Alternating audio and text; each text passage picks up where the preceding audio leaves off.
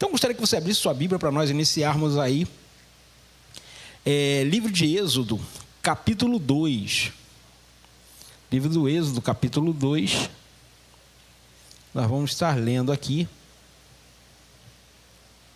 E aí, nós estaremos falando aqui do capítulo 2 do Êxodo. E depois vamos lá para o capítulo 14. Mas precisamos entender aqui o capítulo 2, essa parte aqui, versículo 23, 24 e 25, para depois entendermos todo o desenrolar da história lá no capítulo 14. Então, Êxodo capítulo 2, versículo 23, 24 e 25 dizem assim. Eu vou ler aqui na versão NVI, que diz assim: Muito tempo depois morreu o rei do Egito. Os israelitas gemiam e clamavam debaixo da escravidão, e o seu clamor subiu até o céu. Deus ouviu o lamento deles e lembrou da aliança que fizeram com Abraão, Isaque e Jacó. Deus olhou para os israelitas e viu qual era a situação deles. Preste atenção no versículo 23, parte B. Os israelitas gemiam e clamavam debaixo da servidão ou da escravidão. É importante você frisar isso aqui na sua cabeça. Eles estavam gemendo e clamando. A situação estava difícil. Por que isso é importante? Porque no desenrolar do capítulo 14, isso fica bem claro na posição que eles tomam diante de um desafio. Diante de uma situação difícil, eles tomam uma atitude que nós precisamos entender que muitas das vezes, diante de um grande enfrentamento, nós vamos tomar decisões contrárias àquilo que nós estamos vivendo. É o que acontece com o povo aqui. Então, todo esse desenrolar, o povo de Israel está vivendo dentro do Egito, guardado pelo Senhor. Nós precisamos entender que os planos do Senhor são totalmente diferentes dos nossos. Jacó, quando foi com seus filhos e netos e esposas para o Egito, haviam mais ou menos 72 pessoas juntos com Jacó. Eles formavam um grupo de 72 pessoas aproximadamente. E 430 anos mais ou menos depois, nós temos aqui, beirando aí mais ou menos 450 a 600 mil pessoas, dos descendentes diretos de Jacó. Nós vamos chegar a 2 milhões de pessoas, porque junto com os israelitas que saíram do Egito, haviam estrangeiros no meio dele, que vai dar mais ou menos 2 milhões e meio de pessoas. Mas ali, mais ou menos, havia 600 mil pessoas, mais ou menos, 605, alguns textos dizem 603, 605 mil israelitas que saíram do Egito. Então você vê que em 430 anos, de 72 pessoas, foi para 605 mil, porque a mão de Deus era a favor dos israelitas. Deus multiplicou. Por que Israel se multiplicou tanto? Porque Israel não tinha preocupação com nada.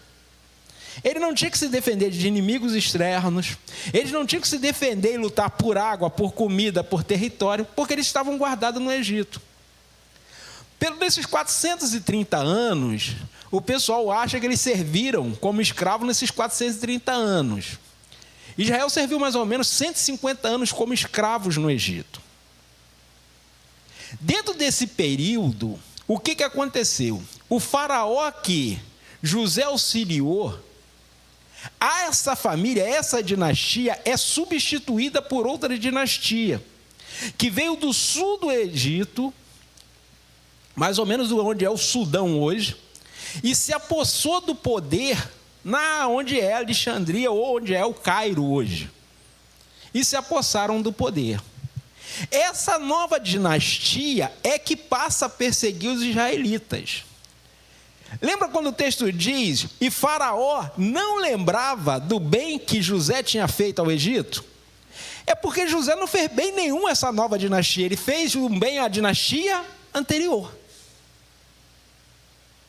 Então, a partir daí, os israelitas passam a ser perseguidos e escravizados, devido à sua grande fertilidade. Se multiplicavam muito. E aí o faraó passa a perseguir os israelitas. E aí você conhece a história do nascimento milagroso de Moisés. Não um nascimento milagroso em si, porque a mãe de Moisés era uma mulher que não tinha problema nenhum de saúde. Ela já tinha 2 filhos, Moisés é o terceiro, Moisés é o caçula da família. Mas é milagroso porque uma criança guardada 3 meses, sem levantar suspeitas. Você que de repente tem filho pequeno, tem um casal ali que tem a filha pequena. Imagine estar 3 meses com uma criança dentro de casa, sem chamar a atenção do vizinho, porque sempre tem um vizinho caguete, gente, não tem jeito. Sem chamar a atenção das autoridades que passavam, os feitores que ali estavam. Milagre, intervenção divina, propósito de Deus. E aí, Moisés é ali chamado de forma milagrosa, guardado, vai ser criado pela filha de Faraó. Depois, foge do Egito porque matou um homem e vai viver lá 40 anos, junto de uma família que passa a ser a família do seu sogro, Jetro. E depois volta para o Egito. Ele volta para o Egito, vai até Faraó, você conhece a história das pragas, até que o povo começa e consegue sair do Egito. Deus, com mão poderosa, consegue libertar o seu povo, e é onde nós estamos aqui. E aí eu queria que você fosse lá no capítulo 14. E aí é onde nós vamos tirar lições desse texto aqui do capítulo 14 para nós. Porque Deus é o Deus das causas impossíveis. E aí, que lições podemos extrair desse texto, aqui do capítulo 14 e de toda a história? Primeira lição que nós podemos tirar aqui: Deus tem estratégias que nos parecem estranhas. Deus tem algumas estratégias que definitivamente contrariam a nossa lógica, a nossa norma. Olha só o que está aí no versículo de 1 a 3. Disse o Senhor a Moisés: diga aos israelitas que mudem o rumo e acampem perto de Pi-Harote e Migdom e o mar. Acampem à beira-mar, defronte a Baal-Zefon. O faraó pensará que os israelitas estão vagando confusos, cercados pelo deserto. Essa posição que eles estão aqui, ela é um funil. Ela vai afunilando. É como se fosse um cabo, que a gente chama na geografia. O cabo é um braço de terra dentro do mar. Por isso que se chama Arraial do Cabo. Que antigamente era uma região só, chamada Cabo Frio.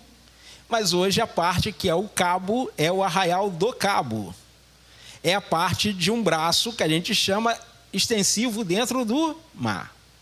E ali não chegava a ser um cabo exatamente, mas era uma ponta que ia em direção ao mar. Um lado rochoso, o outro lado rochoso. E esse braço que ia para dentro do mar, ele era também assim um vale.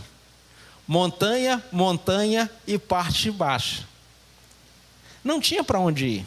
O único caminho ou era retroceder ou era ir em direção ao mar. Não tinha para onde ir.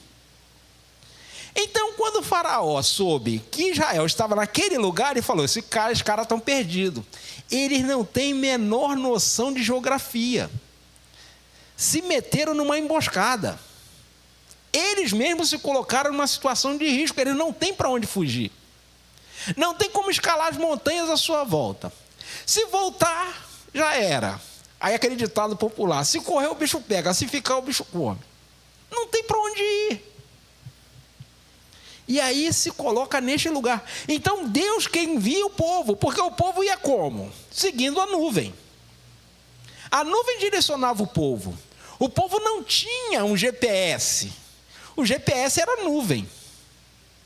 O povo caminhava de dia, debaixo da nuvem. A nuvem era o GPS. A nuvem ia para um lado, o povo ia para o lado. Porque se saísse debaixo da nuvem, desidratava e morria, filho. Porque onde a nuvem ia, Deus fazia a água por jorrar. Se não fosse atrás da nuvem, ia pecar no sol, não ia ter água e ia morrer. Então, o povo era guiado ali pelo GPS que chamava nuvem. E aí, o povo está num lugar totalmente sem nenhum recurso, sem nenhum jeito. E aí, Deus usa estratégias que parecem estranhas. Ele vai dizer: Faraó vai achar que o povo está confuso e perdido. Muitas das vezes nós estamos assim, em situações que o Senhor nos coloca muitas das vezes, que parece estar tudo contrário, que a gente parece estar sozinho, que parece estar tudo dando errado. Mas é nessas horas que o Deus das causas impossíveis se manifesta. Porque muitas das vezes a gente quer que Deus se manifeste do nosso jeito, da nossa maneira. Mas não é assim que Deus age. Deus é soberano em todos os seus propósitos, em todos os seus caminhos. E aí o povo ali está numa situação que parece perdida. Porque Deus os levou para um lugar definitivamente, totalmente sem expectativa ou esperança. Não tinha como se dar um jeito. Não tinha o que fazer. Não dá para escalar as montanhas à nossa volta. Não dá para voltar porque o exército de Faraó está lá. E não dá para nadar também, gente. E dependemos exclusivamente do Senhor. E aí continua o texto. Segunda lição que nós precisamos entender: ter incrédulos à nossa volta faz parte da vida. Ter incrédulos à nossa volta faz parte da vida. Diga para a pessoa que está do seu lado aí, ó. Ter incrédulos à nossa volta faz parte da vida. Não deveria, mas faz parte da vida. Olha só o que está aí no versículo 10 ao 12. Ao aproximar-se o faraó, os israelitas olharam e avistaram os egípcios que marchavam em direção deles. E aterrorizados, clamaram ao Senhor e disseram a Moisés: foi por falta de túmulos no Egito que você nos trouxe para morrermos no deserto? O que você fez conosco, tirando-nos de lá? Já não tínhamos nos dito no Egito: deixe-nos em paz e seremos escravos dos egípcios? Antes ser escravo dos egípcios do que morrer no deserto. Lembra que a gente leu lá no capítulo 2? O povo clamava por libertação. Mas só que a libertação, a liberdade, ela traz o quê? Responsabilidade. Ela traz o quê? Autonomia. Mas ela traz responsabilidade. Lembra que eu falei que quando estava no Egito não tinha problema, filho. A escravidão acontecia, mas tinha comida, tinha água. A escravidão acontecia, mas não tinha perigo de alguém te matar. Você podia morrer trabalhando, mas um exército vir guerrear contra você, não. Estava seguro. Agora você tem que, na verdade, se esforçar. Agora você tem que aprender a se defender, você tem que aprender a lutar. É igual a gente, quando está na casa dos pais, e aí você começa a trabalhar, e você ajuda na conta da casa, é uma coisa. Quando você casa, muda tudo, filho. Você sai da condição de auxiliar na conta da casa para ser o provedor da casa. Muda tudo. O que entrava uma parte do seu recurso para ajudar nas contas da casa, agora tudo que você recebe é para financiar a casa. Muda. Porque a maturidade e a liberdade requerem o quê? Responsabilidade. Então eles estavam clamando por o quê? Por libertação. Eles estavam clamando por uma intervenção divina. A intervenção divina vem, mas os desafios vêm junto. Ninguém pode pregar um evangelho de facilidade. Esse evangelho de facilidades não é o evangelho bíblico. Venha e você vai viver num mar de rosas. É isso que o evangelho é? Não. Porque o cara fala dizer que é um mar de rosa, mas lembrando que a rosa também tem espinhos. E espinho machuca. Então o que a gente precisa entender?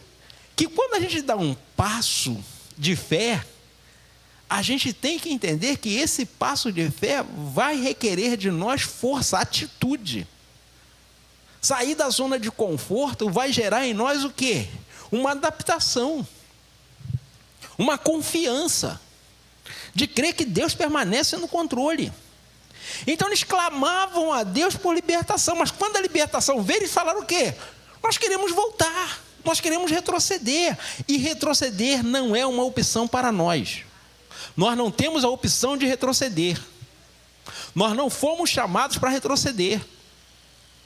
Até porque o livro de Hebreus vai dizer o quê? Aqueles que retrocedem são destruídos. Não temos opção de retroceder. E Deus não se agrada daqueles que retrocedem. Então o povo aqui, ele está falando, Moisés, por que você nos trouxe aqui? Mas a oração não era essa, o clamor não era esse. Então muitas das vezes a gente quer dar um passo, só que a gente se esquece de que tudo aquilo que nós estamos fazendo requer responsabilidade, requer maturidade, de entendermos que agora nós demos um passo na nossa liberdade, na nossa maturidade, de avançarmos, de prosseguirmos. E isso não é fácil, se adaptar não é fácil, mas é uma necessidade, porque muitas das vezes a gente está na zona de conforto. E o Deus das causas impossíveis, Ele quer que nós avancemos rumo à promessa que Ele nos fez. E aí o povo começa a reclamar. Nós seremos escravos dos egípcios. Antes ser escravos dos egípcios do que morrer no deserto. Eles clamavam por libertação, por socorro. Deus envia o socorro, mas o socorro vai trazer uma dificuldade. E aí a gente precisa entender que muitas das vezes, quando Jesus fala com Bartimeu, o que queres que eu te faça? Parece uma pergunta lógica. A gente fala assim, Jesus está de brincadeira, né? Vai perguntar para o cego, o que quer que eu faça? Parece que é chover no molhado, não é não. Porque você encontra o cara viciado em qualquer tipo de droga ilícita, que destruiu a vida dele, perdeu casa, perdeu bens, perdeu família e tudo. Pergunta para ele, o que queres que eu te faça? Você acha que ele vai pedir que seja ter a vida dele mudada, transformada, como o Davi falou aqui para o pastor Edenilson? Não, ele vai pedir para você pagar uma cachaça para ele, para você pagar uma pedra.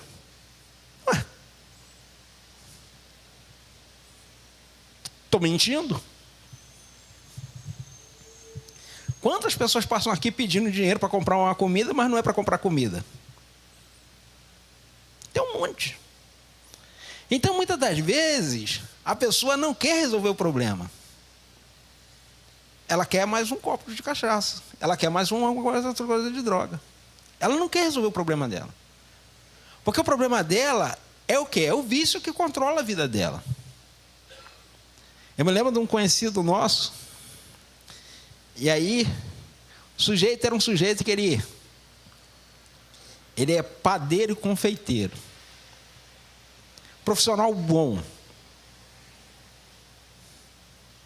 O cara acabou com a vida dele, por causa de bebida. Acabou com a vida dele. E aí uma vez nós conversando com ele, aí ele falou a seguinte frase: preciso arrumar um emprego. E aí hoje, pastor, amigo meu, falou para ele, não, você precisa parar de beber.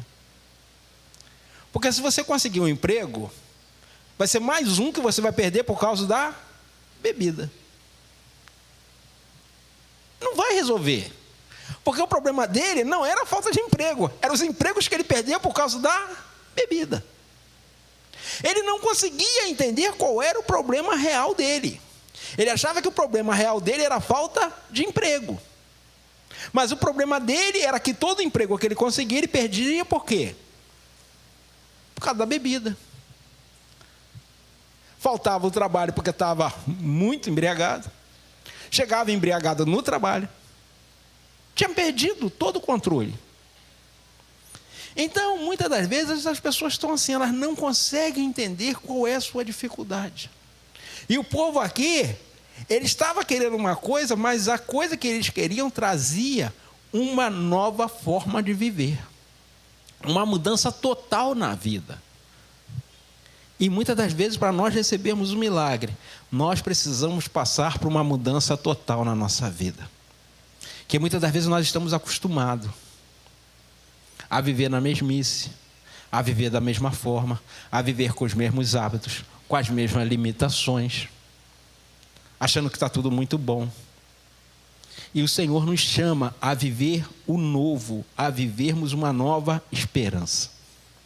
Isso vai trazer dificuldades, isso vai trazer luta, isso vai trazer enfrentamento, mas é necessário para que nós conquistemos aquilo que Deus tem reservado para nós. É necessário para que nós recebamos o milagre que Deus tem para cada um de nós. Então o povo aqui, ele não está entendendo que o Senhor levou eles naquele dia para fazer um grande milagre na vida deles. Muitas das vezes nós vamos chegar ao momento de passarmos por uma dificuldade, de um momento de saúde, qualquer situação, para Deus agir na nossa vida e fazer um milagre na nossa vida. Você só pode ter um milagre de cura se você ficar doente, filho. Como é que você vai ter um milagre de cura se você nunca ficou doente? Como é que você vai ter um milagre, contar um milagre de socorro financeiro de Deus se você nunca passou uma dificuldade financeira? São situações. E aí muitas das vezes é Deus que nos coloca, muitas das vezes é a gente que se coloca nesse lugar de não cuidar da saúde, de fazer um montão de coisa que não devia. Às vezes, muitas das vezes a gente se coloca nesse lugar, mas aqui é Deus que está colocando o povo neste lugar.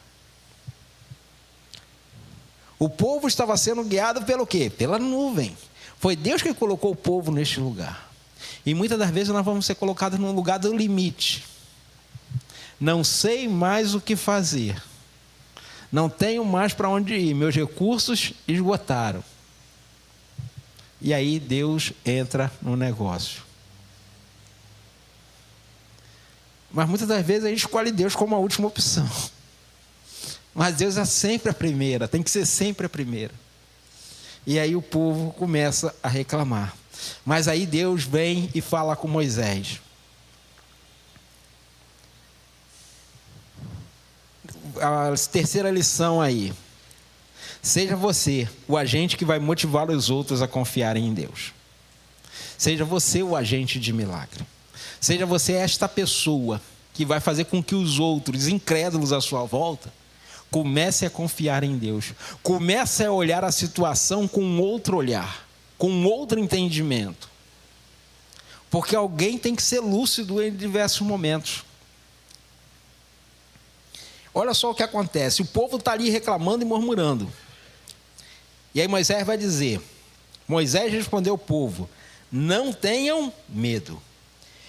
Fiquem e vejam o grande livramento que o Senhor lhes trará hoje, porque vocês nunca mais verão os egípcios que hoje vêm. O Senhor lutará por vocês, tão somente acalmem-se. Para de ficar agitado, para de ficar nervoso, para de se perguntar por quê. Porque tem resposta que Deus não vai dar. Deus é soberano. O soberano, aquele que detém o poder, ele não precisa dar explicações. Tem gente que fala assim, não acredito na Bíblia porque a Bíblia tem um montão de coisas que a Bíblia não explica. É porque você está lidando com o autor da Bíblia, que é o soberano. Ele não tem que te dar explicação do que ele está fazendo. Mas eu não concordo com isso, é problema seu. Eu vou te dar um exemplo básico. Aqui um exemplo normal, natural. Nós temos empresas multinacionais que operam no Brasil.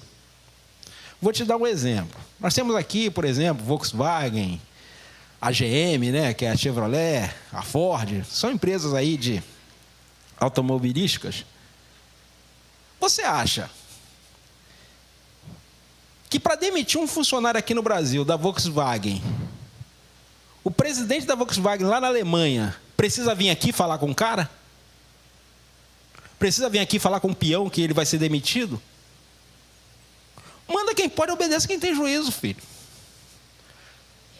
Você acha que o cara da Ford vai sair dos Estados Unidos para vir aqui falar com o peão que ele vai ser demitido? Não vai. Porque quem tem poder, manda. Ele não precisa dar satisfação ao funcionário lá no final da linha, porque ele está sendo demitido. Ele não precisa explicar nada. Assim é Deus. Se o cara que é dono de uma empresa, que hoje existe, amanhã quebra e para de existir, imagine Deus, que é o Criador de todas as coisas. Você acha que ele tem que dar satisfações a alguém? Não tem. Ele simplesmente faz. E aí a gente entende que a soberania de Deus é sempre o melhor caminho para nós. Então Moisés fala, gente, acalme-se. Deus tem um milagre para nós. Você acha que Moisés sabia que Deus ia mandar abrir o mar? Não sabia não, filho. Mas ele sabia que Deus ia intervir. Ou Deus ia dar um jeito de matar os egípcios todos? Não sei. Ou Deus ia desbaratar aquelas montanhas todas e eles iam conseguir passar? Seja qual for a ação que Deus ia fazer, Moisés tinha certeza que Deus ia intervir a favor do seu povo. Às vezes a gente quer que Deus faça uma resposta do jeito que a gente quer. Mas não é assim que funciona. A soberania de Deus é sempre o melhor caminho. E aí Moisés fala para o povo, acalme-se, porque hoje Deus trará grande livramento sobre nós. Nós vamos ver o agir de Deus nas nossas vidas. Seja você o agente motivador. Seja você o agente de milagres na vida das pessoas. Seja você aquele que leva uma vida de esperança. Seja você aquele que leva uma palavra de confiança às pessoas que estão desistindo, às pessoas que estão retrocedendo na fé. Seja você esta pessoa. Porque a sua palavra, a sua esperança vai fazer com que outros confiem no Senhor. Às vezes a gente ora, parece que está orando aleatoriamente. E aí às vezes eu oro de manhã, e aí eu leio o texto, começo a orar e o Senhor traz um negócio na cabeça e eu falo de algum assunto. E aí às vezes alguém me manda uma mensagem falando, pastor, quando você orou por esse assunto, era uma resposta de Deus para mim.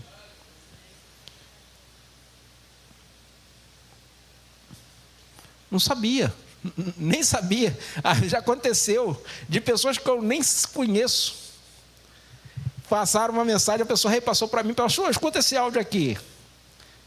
Mandei essa mensagem aqui para uma amiga que eu não via há muito tempo, e aí eu mandei a mensagem num grupo de amigos meus, que a gente cresceu junto, e aí mandei a mensagem, e aí a Simone, amiga minha, ouviu a mensagem, lembrou de uma amiga que ela não via há anos, tinha trabalhado com ela, ela falou, lembrou e me mandou a mensagem. Aí mandou a mensagem, não sabia nem porquê. Aí depois ela mandou o áudio da amiga dela de volta para mim. A mãe dela ia fazer uma cirurgia, só que não podia porque a pressão estava 20 não sei quanto, atemorizada, e naquele dia a palavra que o Senhor tinha trazido no meu coração, o quê? Não tenha medo, Deus está com você. A mãe da amiga dela escutou aquela palavra, pronto, acalmou o coração, a pressão normalizou, fez a cirurgia e foi um sucesso. Eu nem conhecia a pessoa e nem conheço a pessoa, mas aquela palavra que o Senhor colocou no meu coração naquele dia, que a amiga ouviu e passou por uma pessoa que ela não via há anos, Deus agiu. E é assim que Deus faz, quando nós nos colocamos naquele lugar de sermos o agente que vai levar outras pessoas a confiarem em Deus. E assim, uma palavra que a gente dá a uma pessoa no caminho, no ônibus, na escola, na faculdade, independente, seja você aquele que vai levar uma palavra de confiança e de esperança às pessoas. Você é esse agente que Deus quer usar.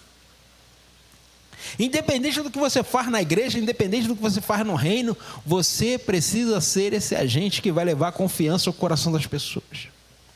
E aí Moisés fala para o povo: não tenha medo, simplesmente vejam o milagre que Deus irá fazer por nós hoje. O Senhor estará lutando por nós. E pronto, acalme-se, não precisam ficar preocupados. Quarta lição aí: preste atenção nas orientações de Deus. Diz assim o versículo 15: disse então o Senhor a Moisés: por que vocês estão clamando a mim? Diga aos israelitas que avancem.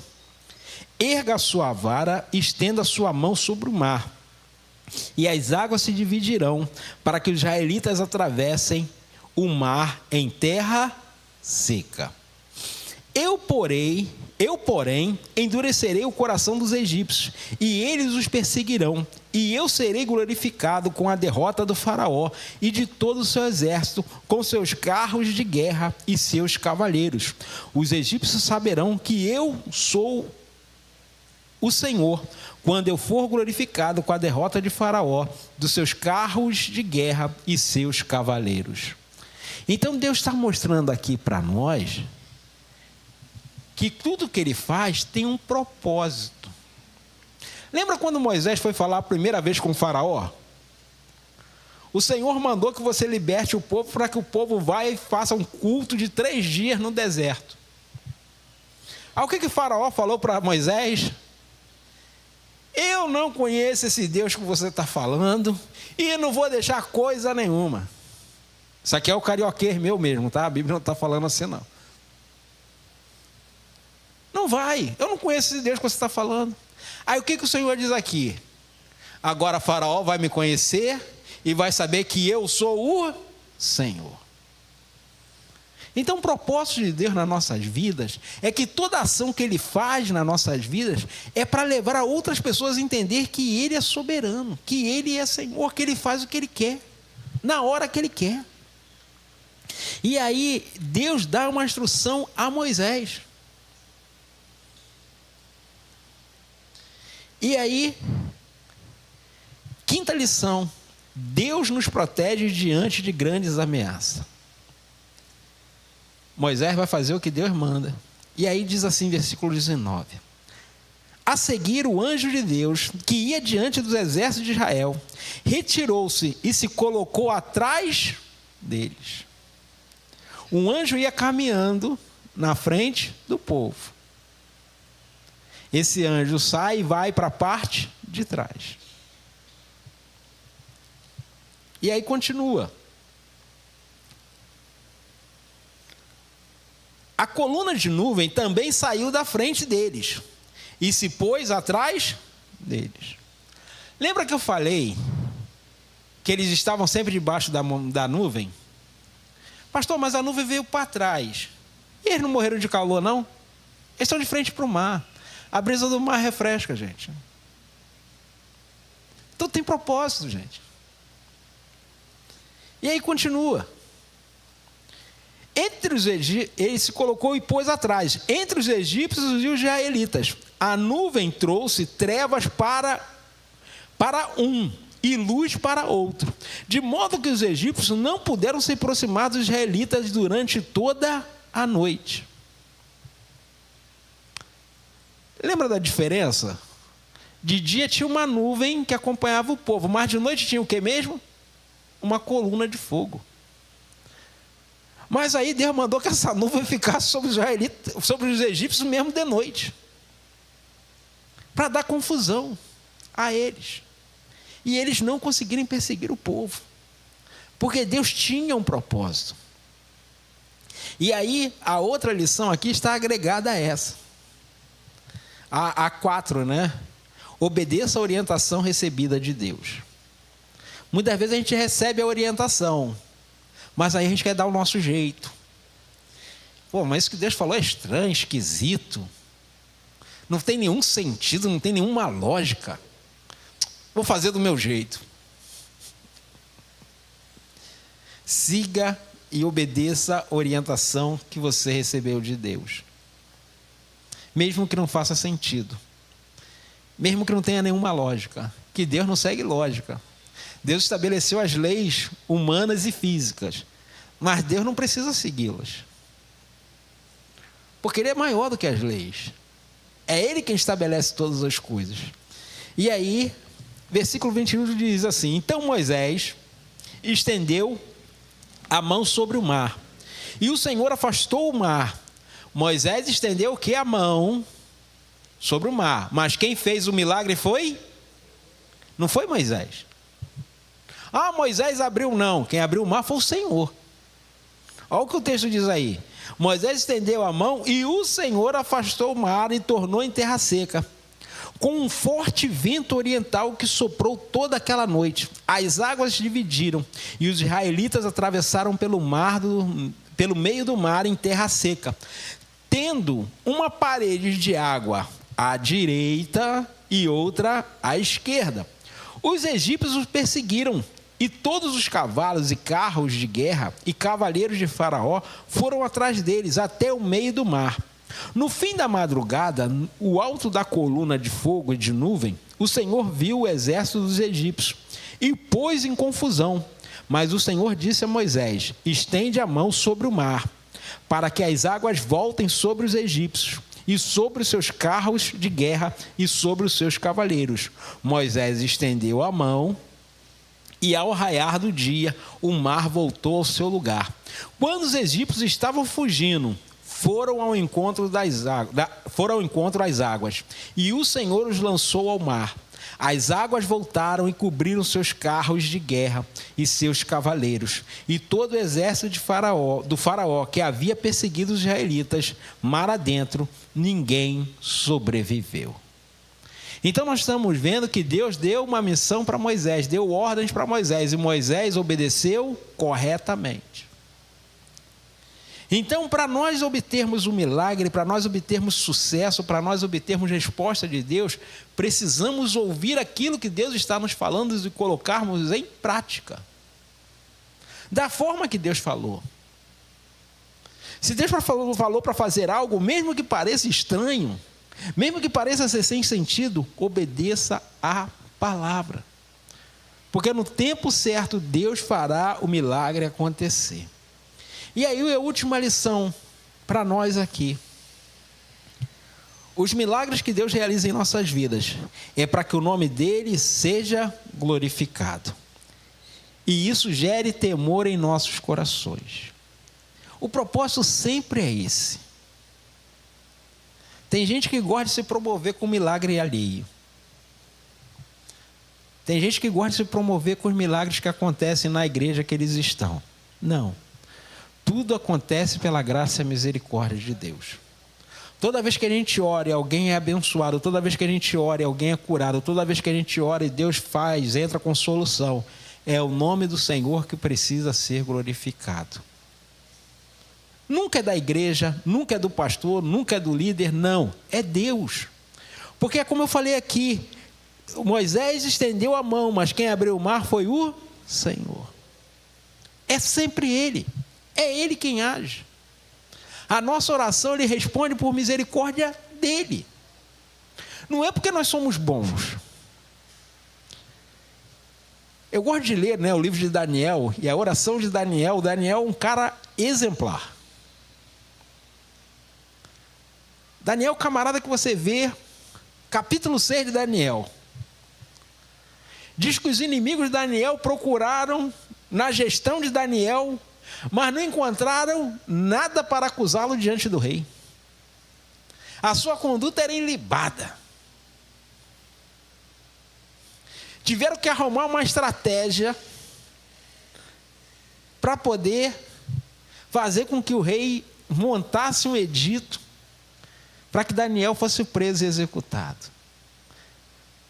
Porque a honra de Daniel era intocável. A conduta de Daniel era limpa.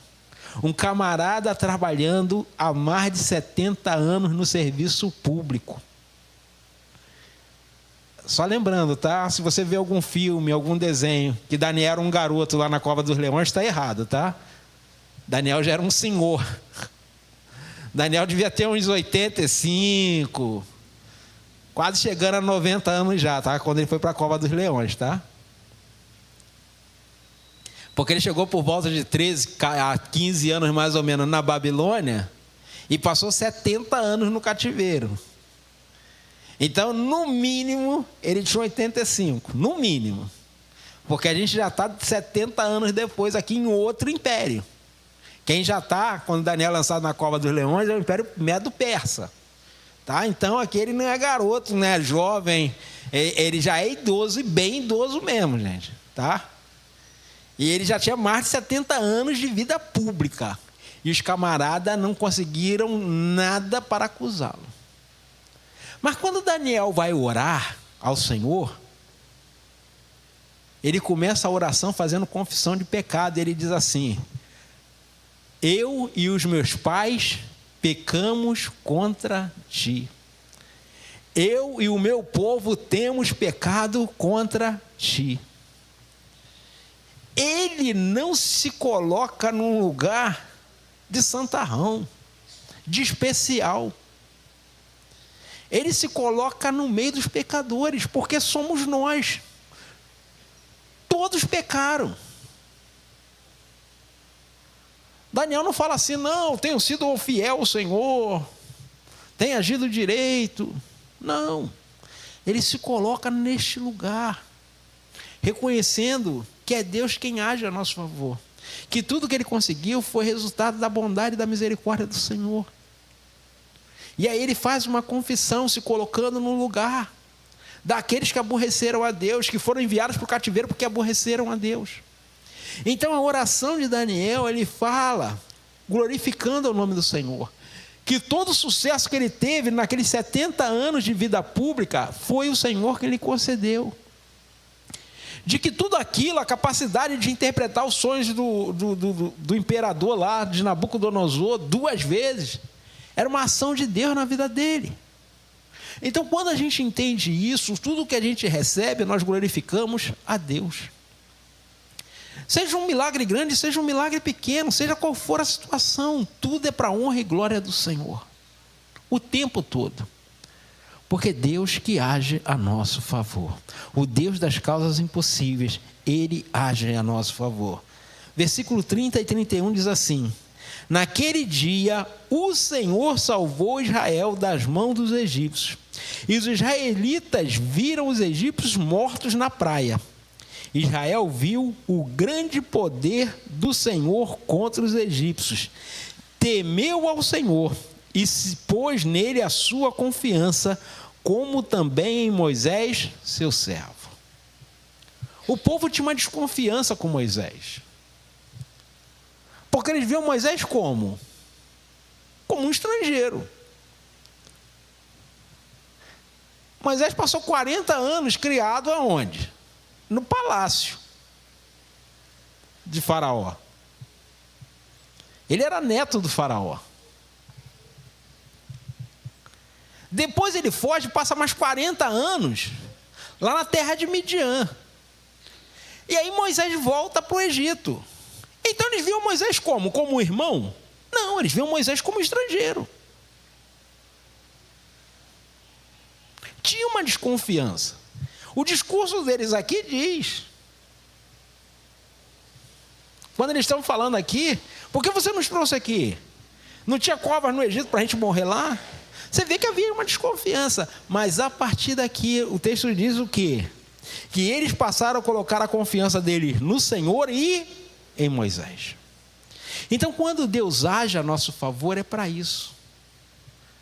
Para nós entender muitas das vezes de quem nós muitas das vezes temos uma desconfiança por um motivo ou outro, isso também é para ser sanado. E aí o povo passa a confiar no Senhor e naquele que ele instruiu para dirigir o povo. Porque eles conseguiram entender que Moisés definitivamente estava com Deus e Deus estava com Moisés. Mesmo depois das 10 pragas no Egito, ainda havia uma desconfiança a respeito de Moisés. E aqui nesse evento aqui, o texto diz que, a partir dali, o povo temeu o Senhor e pôs nele a sua confiança, como também em Moisés, o seu servo. Então, tudo que Deus faz na nossa vida, cada milagre que Ele faz, cada intervenção que Ele faz na nossa vida, é para que o nome dEle seja glorificado. É para que o nome dEle seja exaltado.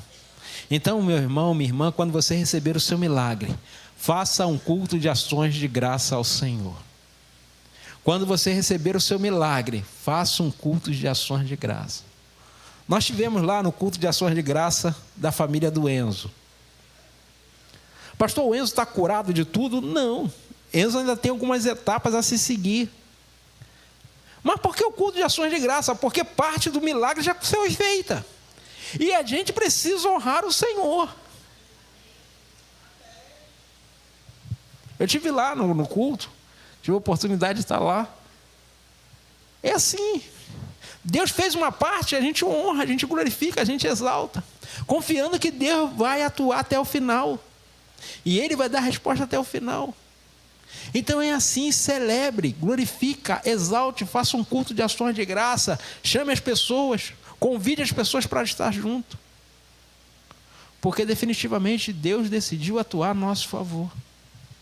Então quando nós fazemos isso, nós reconhecemos que a intervenção divina aconteceu pela graça e a misericórdia do Senhor.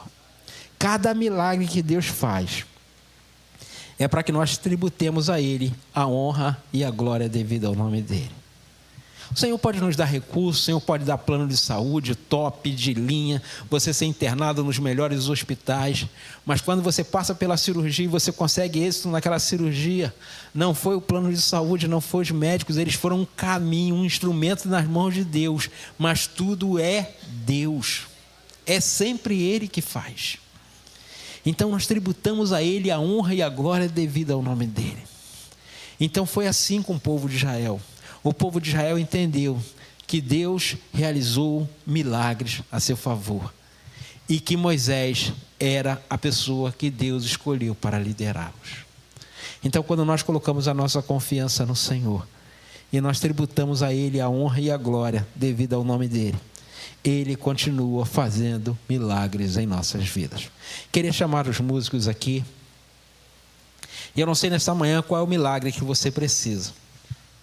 De repente você precisa de um milagre na sua vida. De repente você precisa de um milagre na vida de alguém da sua família.